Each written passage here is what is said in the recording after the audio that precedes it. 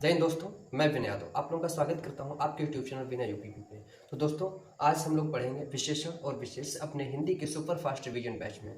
तो दोस्तों चलिए शुरू करते हैं। सबसे पहले आप लोगों के लिए मैं बता दूं कि ये चैप्टर सबसे ज़्यादा इंपॉर्टेंट क्यों हो जाता है। देखिए, इस चैप्टर से कम 2-3 क्वेश्चन आ जाते हैं वाक्य शुद्धिकरण को लेकर। या सीधा सीधा क्वेश्चन बन जाता है कि इसमें कौन सा विशेषण है या इसमें ऐसा कौन सा शब्द है जो विशेषण है। ऐसे करके बहुत कई प्रकार के क्वेश्चंस आ जाते हैं। तो पहले हम लोग इस चैप्टर को कंप्लीट करेंगे, आफ्टर दैट हम कुछ क्वेश्चंस भी करेंगे। तो चलिए सबसे पहले देखते हैं कि विशेषण होते क्या है। तो वह शब्द जो संज्ञा अथवा सर्वनाम शब्दों की विशेषता बतलाते हैं उन्हें हम विशेषण कहते हैं। क्या?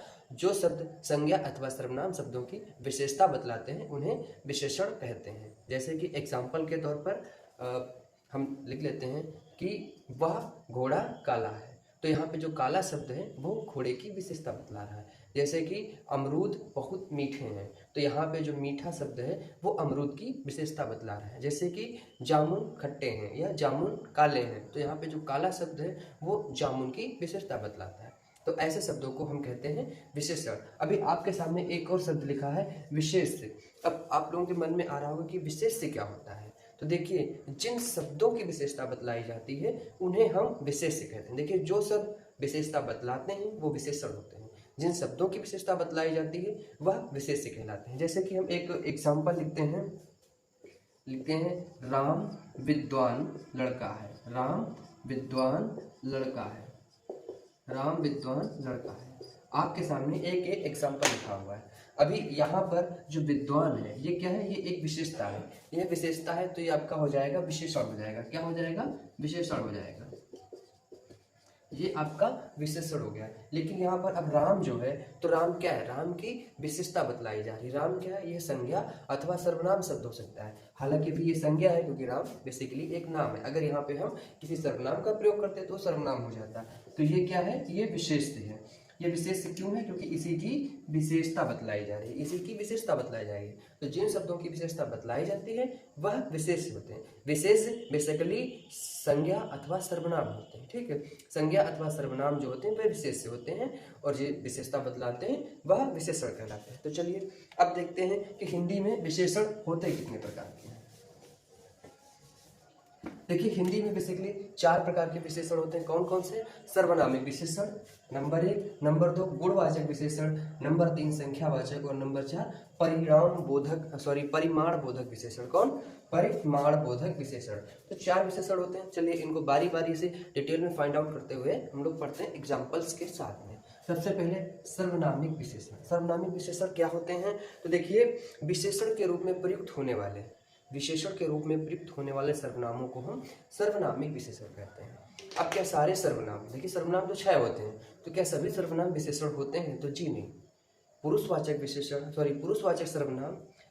सर्वनाम और नीचवाचक सर्वनाम, पुरुषवाचक और नीचवाचक सर्वनाम को छोड़कर बाकी के बचे हुए सभी सर्वनाम जो होते हैं वह सर्वनामिक विशेषण होते हैं। ठीक है, पुरुषवाचक और नीचवाचक सर्वनाम को छोड़कर बचे हुए बाकी सभी सर्वनामिक विशेषण होते हैं। तो सर्वनामिक विशेषण भी 4 हो जाएंगे। कौन कौन से? निश्चयवाचक विशेषण, अनिश्चयवाचक, संबंधवाचक और प्रश्नवाचक। सर्वनामिक विशेषण कौन से होते हैं? सर्वनामिक विशेषण 4 प्रकार के होते हैं। कौन? निश्चयवाचक, अनिश्चयवाचक, संबंधवाचक और प्रश्नवाचक। संबंधवाचक और प्रश्नवाचक विशेषण ये हो जाते हैं आपके सर्वनामिक विशेषण 4। ठीक, सर्वनामिक विशेषण क्या होते हैं? तो विशेषण के रूप में प्रयुक्त होने वाले सर्वनामों को हम सर्वनामिक विशेषण कहते हैं। सर्वनामिक विशेषण 4 प्रकार के होते हैं। कौन कौन से? निश्चयवाचक, अनिश्चयवाचक, संबंधवाचक और प्रश्नवाचक। अब देखिए, एक तो ये हो गया सर्वनाम, और ठीक है, एक इसमें और चीज होती है। वो कौन सी होती है? व्युत्पत्ति के आधार पर सर्वनामिक विशेषण। कौन? व्युत्पत्ति के आधार पर सर्वनामिक विशेषण। तो व्युत्पत्ति के आधार पर सर्वनामिक विशेषण जो है वह 2 प्रकार के होते हैं। कौन कौन से? मौलिक सर्वनामिक विशेषण और यौगिक सर्वनामिक विशेषण। ठीक है, मौलिक सर्वनामिक विशेषण और यौगिक सर्वनामिक विशेषण। तो पहले हम इन वालों को पढ़ेंगे, फिर इन वालों को पढ़ेंगे। तो सबसे पहले देखते हैं कि निश्चयवाचक विशेषण क्या होते हैं। तो निश्चयवाचक वह विशेषण होते हैं जो निश्चित रूप से प्रयोग किए जाते हैं, जिनको हम जानते हैं। जैसे कि इनका जो योजक होता है वो यह, वह, ये, वह, ऐसे करके जो शब्द होते हैं वो निश्चयवाचक सर्वनामिक विशेषण होते हैं। निश्चयवाचक सर्वनामिक विशेषण होते हैं। ऐसे एग्जाम्पल में बोल दिया गया यह लड़की वह लड़की, या यह लड़का यह पुस्तक वह पुस्तक, वह लड़के वह खेत, ऐसे करके जो बोला जाता है वह आपके सर्वनामिक निश्चयवाचक सर्वनामिक विशेषण होते हैं। ऐसे आपके पास जो अनिश्चयवाचक है इनका जो योजक चिन्ह होता है वह होता है कोई, कुछ, कुछ न कुछ, कोई न कोई, ऐसे करके जो आते हैं जहाँ पर अनिश्चितता रहती, अनिश्चितता का भाव रहता है। या वह शब्द वह सर्वनाम जो विशेषण तो होते हैं लेकिन उनमें अनिश्चितता का भाव रहता है, वह अनिश्चयवाचक सर्वनामिक विशेषण होते हैं। अब संबंधवाचक विशेषण तो वह सर्वनामिक विशेषण, वह सर्वनामिक विशेषण जो पदों के मध्य, जो दो पदों के मध्य संबंध स्थापित करते हैं उन्हें हम संबंधवाचक सर्वनामिक विशेषण कहते हैं। अब आता है प्रश्नवाचक विशेषण। तो वह विशेषण या वह सर्वनामिक विशेषण जिनके माध्यम से प्रश्न पूछे जाते हैं या प्रश्न का बोध होता है या क्वेश्चन मार्क्स का बोध होता है, उन्हें हम प्रश्नवाचक सर्वनामिक विशेषण कहते हैं। इनका योजक चिन्ह होता है कौन, क्या, कब, कहाँ, कैसे, ये सभी होते हैं हमारे सर्वनामिक विशेषण। अब हम बात करेंगे गुणवाचक विशेषण की। किसकी? गुणवाचक की। गुण तो अब हम देखते हैं गुणवाचक विशेषण। गुणवाचक विशेषण, अभी आप लोगों के मन में एक क्वेश्चन और आ रहा होगा कि हम ये कैसे फाइंड आउट करेंगे कि ये जो लिखा है ये सर्वनाम है या सर्वनामिक विशेषण। तो चलिए सर्वनाम और सर्वनामिक विशेषण के बारे में भी हम आपको बताते हैं कि कैसे हम इनको फाइंड आउट करेंगे, क्या डिफरेंस होता है, क्या अंतर होता है सर्वनाम और सर्वनामिक विशेषण में। तो देखिए वह शब्द, वह सर्वनाम या वह शब्द जो संज्ञा के पहले प्रयोग किए जाते हैं, संज्ञा के स्थान पर। ऐसे शब्द जो संज्ञा के स्थान पर प्रयोग किए जाते हैं, संज्ञा को रिमूव कर देते हैं, मतलब संज्ञा को हटा देते हैं, संज्ञा के स्थान पर प्रयोग किए जाते हैं, उन्हें हम सर्वनाम कहते हैं। जैसे कि यह लड़का है, एक मैं कुछ एग्जाम्पल लिखता हूँ और आपको समझाता हूँ। जैसे लिखा है राम लड़का है, क्या? राम लड़का है, एक लिख गया। दूसरा वह लड़का है, वह लड़का है, वह लड़का विद्वान है। आपके सामने 3 लाइन लिखी है, 3 वाक्य लिखे हैं, 3 एग्जाम्पल लिखे हैं। अब जरा इसमें फाइंड आउट करना रहेगा। देखिए सबसे पहले क्या लिखा है? राम लड़का है, तो यहाँ पर क्या लिखा है? राम। राम क्या है? राम एक संज्ञा है, तो मतलब ये हो गया संज्ञा, ठीक है, राम संज्ञा है। आगे आपका क्या लिखा है? वह लड़का है, तो संज्ञा को किसने रिमूव कर दिया? राम को किसने रिमूव कर दिया? वह। तो वह आपका क्या हो गया? वह हो गया आपका विशेषण, ठीक है, सॉरी वह आपका हो गया सर्वनाम। क्या हो गया? वह आपका सर्वनाम हो गया। तो अब आप लोगों ने फाइंड आउट कर लिया कि सर्वनाम क्या होते हैं। वह शब्द जो संज्ञा को रिमूव करते हैं, संज्ञा के स्थान पर प्रयोग किए जाते हैं, उन्हें हम कहते हैं सर्वनाम। अब आप कहेंगे कि तो सर्वनामिक विशेषण क्या होते हैं? तो देखिए वह शब्द जो संज्ञा के साथ में प्रयोग किए थे, ये संज्ञा हो गई और उसके साथ में प्रयोग किए गए विद्वान, तो वह लड़का विद्वान है। तो यहाँ पर ये विशेषण है, ये आपकी इसकी लड़के की विशेषता बतला रहा है, ठीक है। तो वह शब्द जो संज्ञा के साथ प्रयोग किए जाते हैं उन्हें हम सर्वनामिक विशेषण कहते हैं, ठीक। अब दोस्तों हम लोग देखेंगे दूसरा गुणवाचक विशेषण। गुणवाचक विशेषण क्या होता है?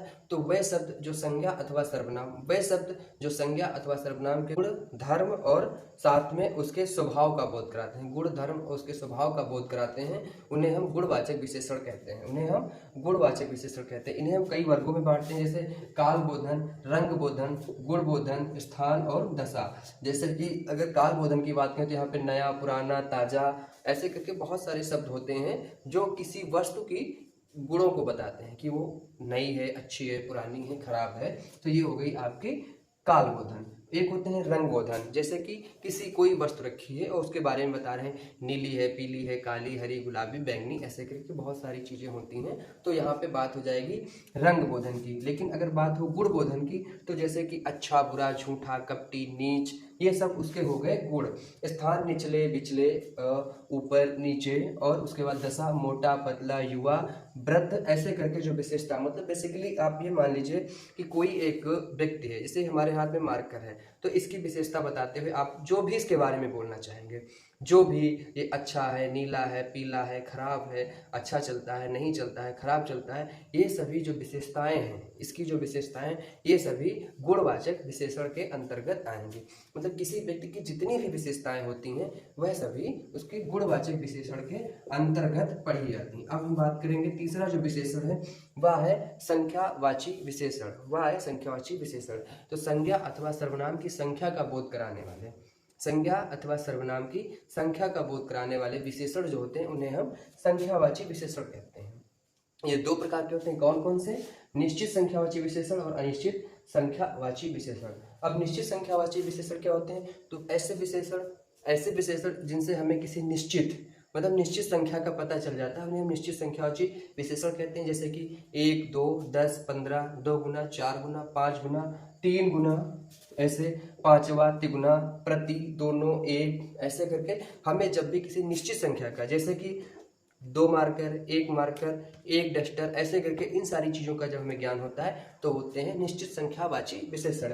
लेकिन अगर हम बात करें अनिश्चित संख्यावाची विशेषण का, तो ऐसे विशेषण जो संज्ञा अथवा सर्वनाम की संख्या जो होती है उसको पूरा निश्चित रूप से नहीं गिन पाते हैं, अनिश्चित संख्यावाची विशेषण कहलाते हैं। जैसे कुछ, कोई न कोई, कुछ न कुछ, ऐसे करके, या सब कुछ। तो ऐसे शब्द जहाँ पे प्रयोग किए जाते हैं उन्हें हम अनिश्चित संख्यावाची विशेषण कहते हैं। ठीक है, अब हम लोग पढ़ेंगे परिमाण बोधक विशेषण।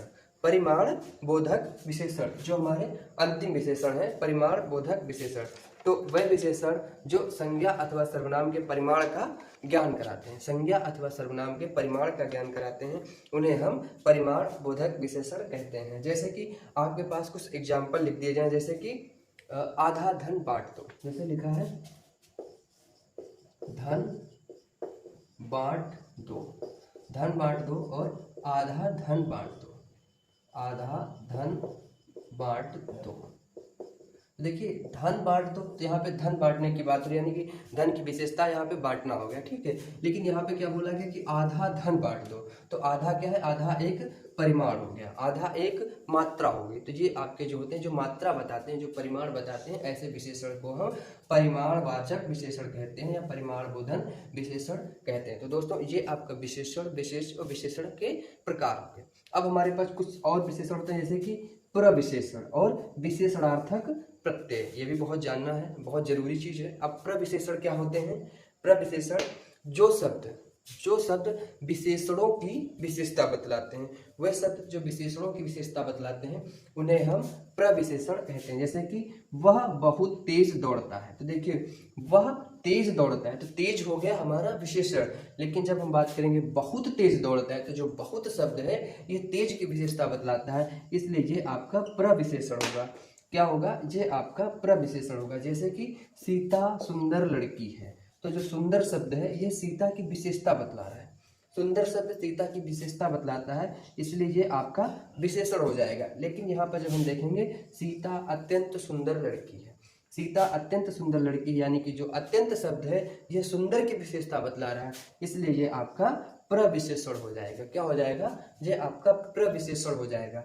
अब अगर हम लोग बात करें विशेषणार्थक प्रत्यय की, संज्ञा अथवा सर्वनाम शब्दों के अंत में जोड़कर या संज्ञा अथवा सर्वनाम शब्दों की विशेषता बतलाने के लिए जिन प्रत्ययों को जोड़ा जाता है उन्हें हम क्या कहते हैं? विशेषणार्थक प्रत्यय कहते हैं। ऐसे प्रत्यय जिनको संज्ञा अथवा सर्वनाम में जोड़कर उनकी विशेषता बतलाई जाती है उन्हें हम विशेषणार्थक प्रत्यय कहते हैं। जैसे कि ईला हो गया, मान हो गया, चमक एक शब्द है, उसमें अगर हम ईला प्रत्यय को जोड़ दें तो क्या हो जाता है? चमकीला हो जाता है, और चमकीला चमक शब्द की विशेषता है। जैसे आपके सामने एक शब्द लिखा है बुद्धि, और इसमें एक प्रत्यय हमने जोड़ दिया मान, तो क्या हो गया? वो हो गया बुद्धिमान, और बुद्धिमान इसकी विशेषता बतलाता है किसकी? बुद्धि की। ठीक है, तो दोस्तों इसी के साथ आज का आपका चैप्टर जो है वो समाप्त होता है। कल हम लोग पढ़ेंगे क्रिया को। ठीक है, तो दोस्तों तब तक आप लोग अपनी तैयारी करते रहें, रिवीजन करते रहें। जय हिंद दोस्तों, नमस्कार।